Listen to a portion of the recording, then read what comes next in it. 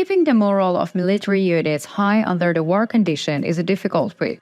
It requires a sincere method to accomplish this challenge. Behind every success, there are people who are focused on the goal and to fight to achieve it. A strong organization and a strong communication network are necessary to keep the struggle going strong. When all these conditions are met, the struggle becomes meaningful. In order to win the war, everyone without exception must be a partner in the struggle. From the greatest leaders to children, everyone must do their part. Only in this way is victory possible. Believing in victory is as important as continuing to fight for it. In the most heated days of Russia's full-scale invasion of Ukraine, we often see the sacrifices. On the Ukrainian front, fighters, politicians, and population are closely linked. This is why victory is getting closer every day. In the most dramatic and destructive days of the war, a surprise visit to Bakhmut front took place. The spiritual meaning of this visit was very high. Let's analyze what happened in the Black Sea and the surprise visit. In its latest statements, the Ukrainian army said that the Russian bridge was hit in the Crimean region. The statement said that the successful missile strike was carried out in the Chonhar Bridge, a key piece of infrastructure linking the Russian-occupied part of Ukraine's Kherson region to the Crimean Peninsula, which is Kremlin illegally annexed in 2014. The Chonhar Bridge is of strategic importance as a transit point for military and civilian traffic between the Crimean Peninsula and Russia. Vladimir Saldo, acting head of Russia's Kherson region administration, said a dozen long-range missiles were fired late at night at a railway between the Ukraine's Kherson region and Crimea. Saldo claimed that all missiles were intercepted by Russian air defense, although he said that some infrastructure suffered slight damage from missile debris. However, local sources said that the Ukraine's missile strike was successful. The operation was described as part of the Ukrainian Armed Forces' effort to ensure security in Black Sea. Russian officials reportedly made indifferent statements to overshadow Ukraine's successful operation.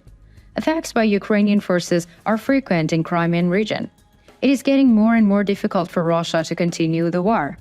Nikolai Lukashenko, the so-called Crimean transportation minister appointed by Kremlin, said it would take several weeks to fully restore the Chonhar Bridge.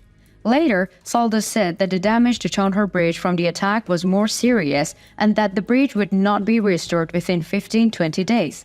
For this reason, Russians suspended bus services between Crimea and the city of Henichesk in Kherson Oblast and began using alternative routes for travel. The Russian logistics network, which has been targeted by Ukrainian forces since the beginning of the war, is now struggling to recover.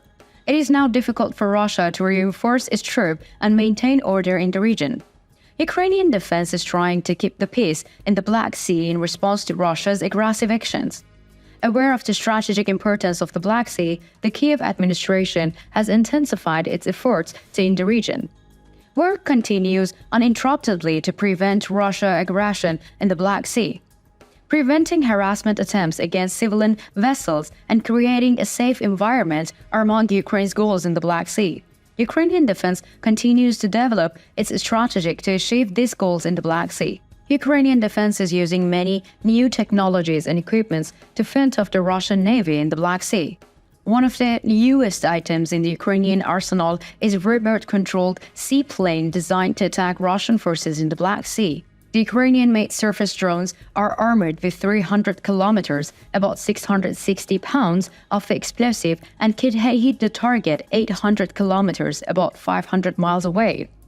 A pilot from Ukrainian troops said that the drones are easy to control and limit the Russian Navy's movements. According to the drone's developer, the seaplane is designed to attack the equipment and hull of the Russian ships.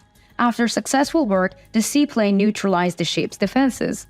Earlier this month, naval drones were used to strike the Kerch Bridge linking Crimea to mainland Russia. As a deterrent to Ukrainian counterattacks, naval drones have devastating effect. They appear to strengthen Ukraine's hand in preventing the Russian Navy from moving freely along the Black Sea coast. Due to its location, Ukrainian forces are struggling to be a strong side both at sea, on the land, and the air. Having gained the advantage, Ukrainian forces continue operations to make this advantage permanent. The Russian administration, on the other hand, made statements about the Navy at a naval parade. President of Russian Federation Vladimir Putin congratulated the soldiers, veterans, and their families in this Navy Day speech. President of the Russian Federation Vladimir Putin said that 30 new ships will be added to the Russian fleet this year, including a missile corvette named Mercury, named in honor of a crew of legendary Russian prison known for struggle with two ships in 19th century. While developments in the Black Sea continued, an unexpected surprise took place in the Bakhmut region of the front.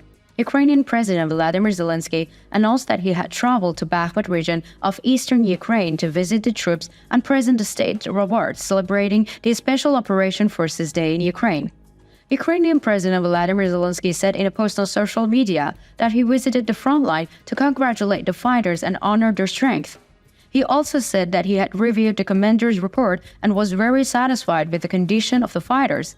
Zelensky said he visited the advanced positions of the Ukrainian forces but could not go into details about their current mission. Images and videos released by the Ukrainian presidential office showed the president talking to the soldiers at local gas station, drinking coffee and taking photos with them. Zelensky referred to the meeting as a traditional coffee block.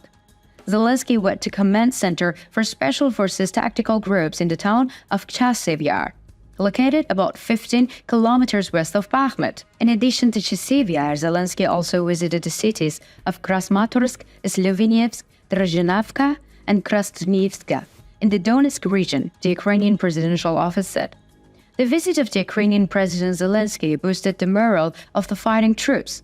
According to the information shared by local sources, it was stated that the frontline soldiers welcomed this visit with great happiness.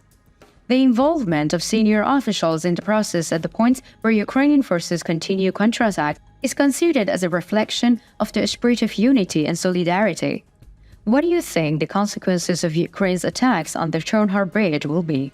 How do you think Russia's aggressive behavior in the Black Sea should be combated? How do you think the strategic importance of the Black Sea will evolve in the coming days? What do you think about the surprise visit of Ukrainian President Zelensky? What do you think will be the result of the spirit of unity and solidarity under the war conditions? We care about your opinions. Please share them with us.